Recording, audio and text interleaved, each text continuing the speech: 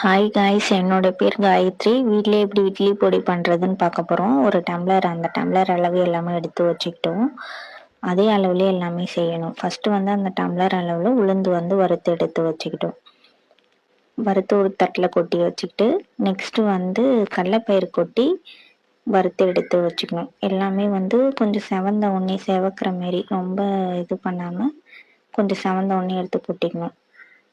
Next வந்து பொட்டுக்கடலையும் அதில் கொஞ்சம் மிளகும் ஆட் பண்ணியிருக்கேன். எக்ஸ்ட்ரா வேணுன்னா லைட்டாக ஆட் பண்ணிக்கலாம். கொஞ்சம் மட்டும் திட்டமாக அதில் ஆட் பண்ணணும்.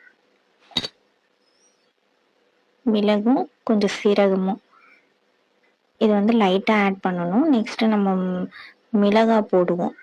இது வந்து கொஞ்சம் டேஸ்ட்டுக்காக, கொஞ்சம் காரத்துக்கும் டேஸ்ட்டுக்காகவும் எல்லாத்தையும் வறுத்து எடுத்து கொட்டி வச்சுக்கிட்டு, நெக்ஸ்ட்டு என்ன பண்ணணும், மிளகா வந்து காம்பலாக கிள்ளி வச்சுருக்கேன். மிளகா மட்டும் லைட்டாக எண்ணெய் ஊற்றி தான் வதக்கணும்.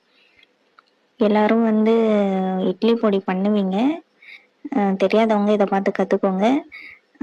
என் ஸ்டைலில் நான் பண்ணுறேன். இதை இப்போ எடுத்து கொட்டி வதக்கிட்டு, அது வதக்கும் போதே என்ன பண்ணணும், பெருங்காயத்தூளும் கொஞ்சம் இது பண்ணி வதக்குங்க. நெக்ஸ்ட் எல்லாமே அதிலே போட்டு ஒரு வதக்கிட்டு ஜாரில் வந்து எல்லாத்தையும் கொட்டி இன்னும் அதை அரைக்கும் போது பெருங்காயத்தூளும் உப்பும் ஆட் பண்ணிக்கோங்க. நான் வந்து 1/2 டீஸ்பூன் நான் வந்து ஆட் பண்ணுறேன். உங்களுக்கு எவ்வளோ வேணுமோ ஆட் பண்ணிக்கோங்க. பத்தலைன்னா அப்புறமேட்டா கூட போட்டுக்கலாம். இப்போ அரைச்சிட்டு கொஞ்சம் நரன்னு இருக்க மாரி அரைச்சிக்கோங்க. ரொம்ப மழை அரைச்சா. இட்லி பொடி ரெடி ஆகிடுச்சு. நீங்களும் வீட்டில் ட்ரை பண்ணி பார்த்துட்டு எப்படி இருந்துச்சுன்னு கமெண்ட் பண்ணுங்கள். பாய்.